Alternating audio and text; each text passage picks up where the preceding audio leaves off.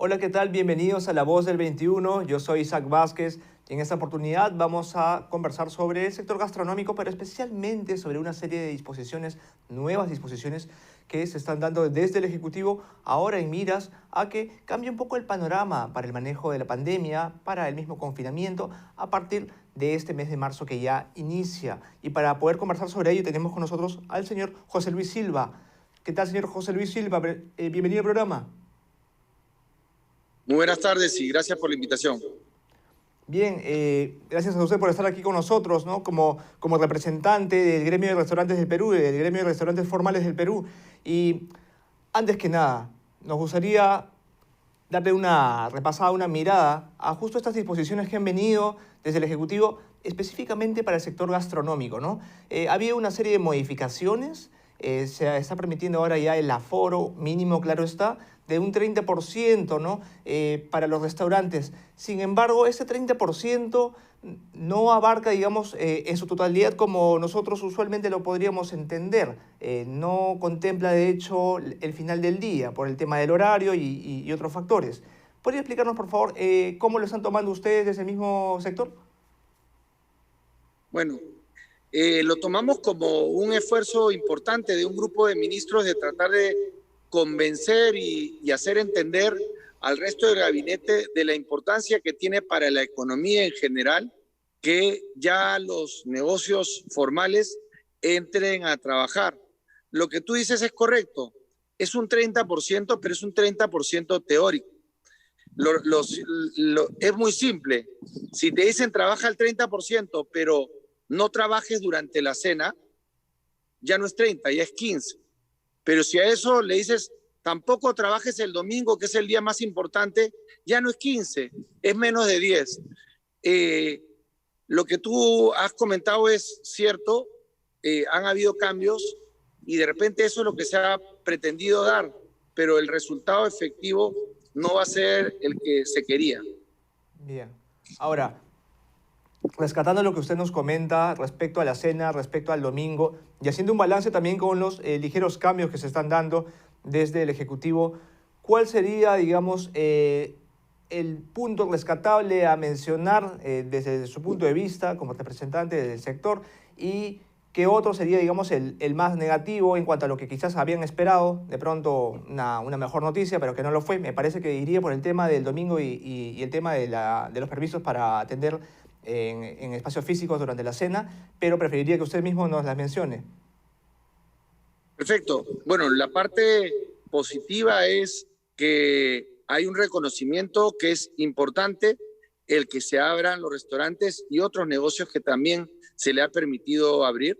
La parte negativa es que al hacer que el toque de queda empiece a las 9 de la noche, ustedes van a poder ver a partir de las 6, 7 de la noche los paraderos abarrotados de gente saliendo de todos los negocios para poder llegar a su casa. Es decir, el turno de la cena ya no va a ser posible hacer que funcione. Solamente se va a poder atender en el almuerzo en el caso de los restaurantes. Y ya tú has mencionado el tema de los domingos, que no se nos permite, y para los restaurantes es entre el 25 y el 30% de la facturación de la semana. Creemos que si el gobierno tiene una real disposición de hacer las cosas correctamente y no repetir lo que Vizcarra y Macetti han venido promoviendo durante el gobierno anterior, van a cambiar las medidas que se han tomado. Bien. Ahora, considerando que el actual gobierno del señor Sagasti está siendo bastante cauto al tomar esta decisión, usted, si es que usted tuviese que de pronto elegir, por así decirlo, si tuviese una posibilidad de negociación con el Ejecutivo y dar de cierta forma a cada uno el brazo a torcer, ¿ustedes preferirían que de pronto se incorpore los días domingos como un día permitido, quizás para que ustedes puedan atender en espacios físicos, o si es que de pronto se permitiese ya que las personas circulen con normalidad los días domingos y que ustedes también tengan un permiso para dar la atención, digamos, durante todo el día, incluyendo en la cena, versus la otra opción que sea de pronto que se permita la atención de los restaurantes durante, digamos, durante todo el horario del día, ¿no? Hablo de los días de semana, incluyendo la cena. ¿Qué opciones ustedes preferirían? Porque probablemente el gobierno no haga una modificación muy significativa en los próximos 15 días, por lo menos. Que haga lo mismo que se está haciendo en Chile y en Colombia. Chile y Colombia están haciendo lo correcto y por eso su sector gastronómico, por lo menos el de Colombia, ha sido declarado como el mejor destino gastronómico de Sudamérica, sacando al Perú de carrera. Ellos lo que han dicho es, señores, ya el Ministerio de Salud ha aprobado un protocolo que asegura que no hay contagio, por favor, trabajen cumpliendo el protocolo. No te agregan además el aforo, porque ya el protocolo que te exige 2 metros de ancho como corredor principal, distanciamiento de entre mesa y mesa de 1,5 metros, ya le reduce el aforo a algunos restaurantes hasta en un 50-60%. Y a eso además le añaden que cumplan un aforo de 30%. Es como golpear 2 veces a los restaurantes y también a otros sectores de la economía. Nosotros, y tú me preguntas, ¿qué haría si yo estuviera en la posición del presidente Sagasti? Uno, diría, el toque de queda empieza a la medianoche. 2, los domingos se funciona porque si no se va a cargar en los centros donde va la gente los días sábados. Tercero, es imposible pagar reactiva, por lo tanto, ampliaría los plazos de reactiva. Los restaurantes han estado 5 meses cerrados y nunca han podido operar con aforos normales, 30, 40, 50%, nada más. Pero se le va a exigir que paguen el 100% de reactiva inmediatamente, es imposible. Y lo otro, una medida que se ha tomado en Colombia desde mayo del año pasado, es exonerar del IGB a los restaurantes. Las cevicherías compran el pescado, la cebolla, el camote, sin IGB y tienen que cargarle el IGB. Por eso consideramos que es importante que se tomen estas medidas para el bien de un sector que tantas alegrías nos ha dado. Bien, antes de pasar al punto de reactiva, del pago, de la reprogramación de los créditos en ese caso, me gustaría que abordemos el tema del delivery, porque también las disposiciones implican o incluyen al delivery. Y en este caso hay opiniones divididas respecto a qué tanto soluciona el problema el delivery o no. ¿Lo soluciona o no? Más de las 3/4 partes de los restaurantes del Perú no tienen delivery. Entonces, es una ayuda para los que sí la tienen. Pero los pequeños restaurantes o los restaurantes que tienen como parte del servicio lo que es lo que se vive en el restaurante, han tomado la decisión de no atender en estos 28 días de cuarentena y lo más probable es que muchos de ellos no abran los próximos 14 días que se han dado las nuevas normas, porque no es rentable trabajar con menos del 10% de aforo real. 30 teórico, pero realmente al final van a terminar atendiendo a menos del 30% de los comensales, perdón, a menos del 10% de los comensales que hubieran tenido si lo hubieran dejado trabajar normalmente. Para hacernos una idea respecto a cómo es que contribuye la atención por delivery a los restaurantes en cuanto a sus ingresos, ¿cuánto representaban las ventas por delivery aproximadamente, claro está, antes de la pandemia y cuánto lo hacen actualmente? A ver, esa es una pregunta media complicada de responder, porque tú tienes, por ejemplo, restaurantes, chifas, que para ellos el delivery podía fluctuar entre el 20 y el 30% antes de la pandemia, hoy día tienen un impacto mayor aún. En el caso de otros negocios, que es la mayoría, más de las 3/4 partes, era 0, hoy día es 0. Y en el caso de los que tenían una fracción pequeña, sí ha crecido. O sea, hay restaurantes que tenían entre el 5 y el 10% en el delivery y hoy día pueden estar entre el 15, 18 o 19% el delivery. Ajá. Ahora, cuando hablamos del delivery, específicamente en tiempos de pandemia, queda claro que necesitan, digamos, el ingreso también por, digamos, la atención en el lugar, ¿verdad? La atención in situ al comensal, que ustedes mismos lo recalcan, que es necesaria para poder mantener los ingresos y mantener a flote también los empleos que ustedes generan. Sin embargo, por temas coyunturales, actualmente esta vía, esta alternativa está totalmente, pues, al menos dejada de lado por el lado del Ejecutivo porque consideran que no es la apropiada. Sin embargo, si es que hablásemos de mantenerse por unas semanas o meses, eso no lo sabemos, esperamos que sea el menor tiempo posible, si se optase por mantenerse la atención por delivery, como se viene haciendo en estas últimas semanas, ¿usted considera que en realidad existe un camino para poder fortalecer, ampliar de pronto la integración del delivery con los restaurantes para poder facilitar, digamos, la vía de ingresos a aquellos restaurantes que usted menciona que no forman parte todavía de esta, digamos, cadena o esta modalidad de atención? Eso es un imposible. Repito, más de las 3/4 partes de los restaurantes no tienen delivery y no pueden tener delivery porque el costo del delivery es demasiado alto. Imagínense ustedes, hay restaurantes que venden a 5, 7 soles, 8 soles el menú. Es imposible hacer el delivery con un costo tan bajo. Entonces, todos los restaurantes que tienen un mercado de precio de nicho bajo están imposibilitados. Hay otros restaurantes que de repente tienen un precio mayor, pero su producto no está hecho para transportarlo en el delivery, se malogra o de alguna manera el plato no llega de la manera que desea el restaurante, tampoco lo hace. Por eso vemos que la gran mayoría de restaurantes en el Perú, repito, más de las 3/4 partes no tiene delivery y lamentablemente si no se abre de manera real el salón, para eso sería importantísimo. Y no solamente para los restaurantes, estamos hablando para la economía en general, que el toque de queda empiece a la medianoche y que los domingos se pueda trabajar. Simplemente lo que se está haciendo es una quimera de lo que podría ser el aforo real de los restaurantes. Ajá.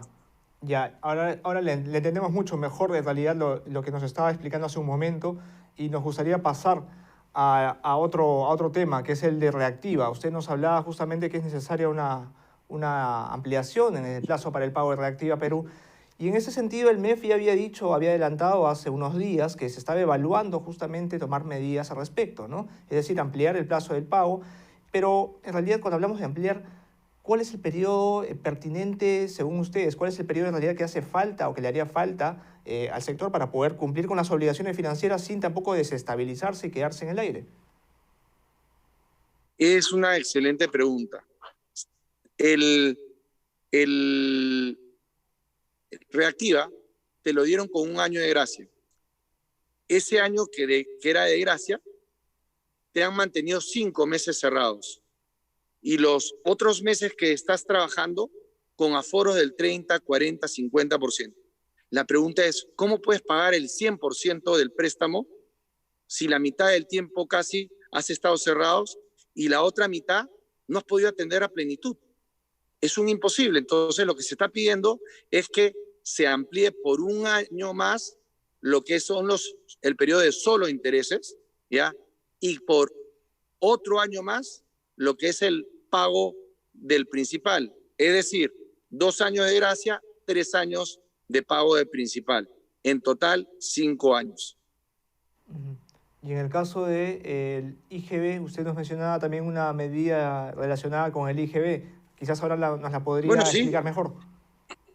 encantado. O sea, es solamente ver los casos exitosos y no hay que ir muy lejos. En la región, nuestro vecino del norte, Colombia, a partir de mayo del año pasado, decidió exonerar del ICO, un equivalente al IGB peruano, a todos los restaurantes.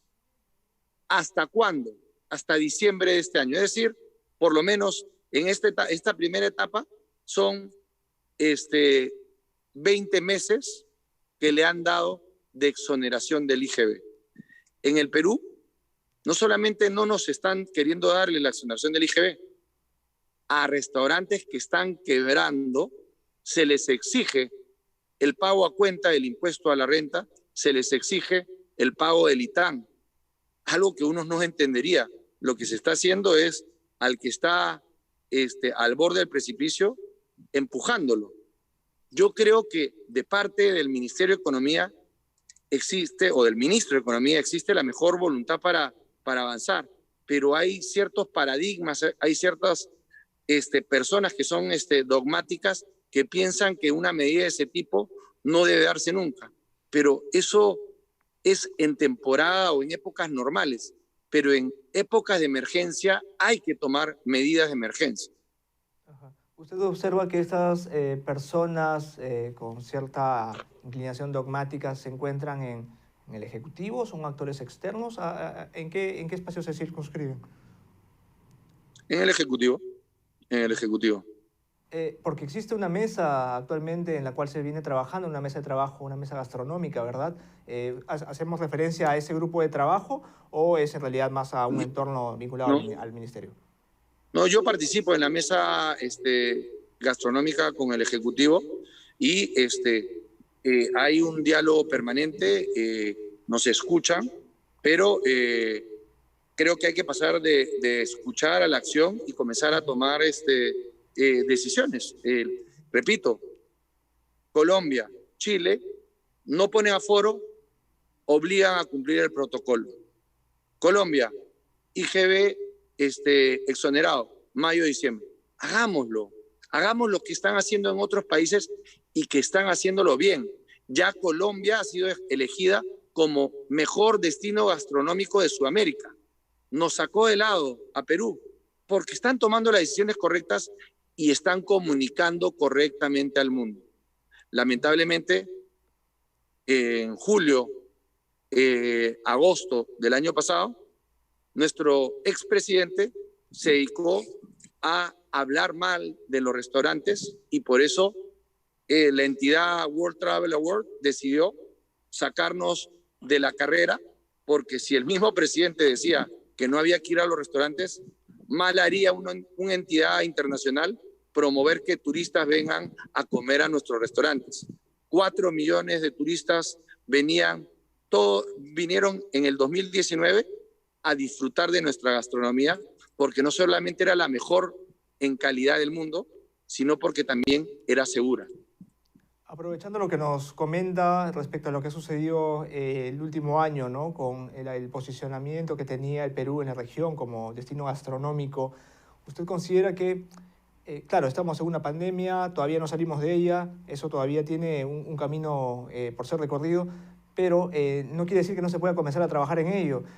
¿Usted cree que si se comienza a trabajar ahora, el Perú podría de pronto remontar ese espacio perdido a lo largo de este año, a lo largo de 2022? ¿Cuál es el horizonte que usted podría vislumbrar para poder recuperar ese espacio que pues, fue ocupado finalmente por otros países vecinos?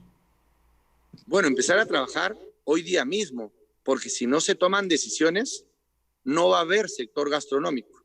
Yo lo decía a un grupo de amigos, si no se hace nada, de acá a 1 o 2 años, cuando salgamos en el mundo de la pandemia, los europeos van a decir, vamos a comer comida peruana. ¿A dónde? A Bogotá. Porque en Lima van a haber desaparecido los restaurantes por culpa de las malas acciones del gobierno anterior y esperemos que no, por la inacción del gobierno actual. Bien, señor Silva, le agradecemos mucho por haber estado aquí con nosotros, brindándonos las opiniones y también las propuestas que tienen para el Ejecutivo en miras a lo que falta de este 2021. Muchísimas gracias. Buenas tardes. Gracias a usted, buenas tardes. Bueno, esto ha sido todo por esta ocasión. Síganos en nuestras redes de Twitter, Facebook, Instagram y YouTube y ya será hasta una próxima oportunidad.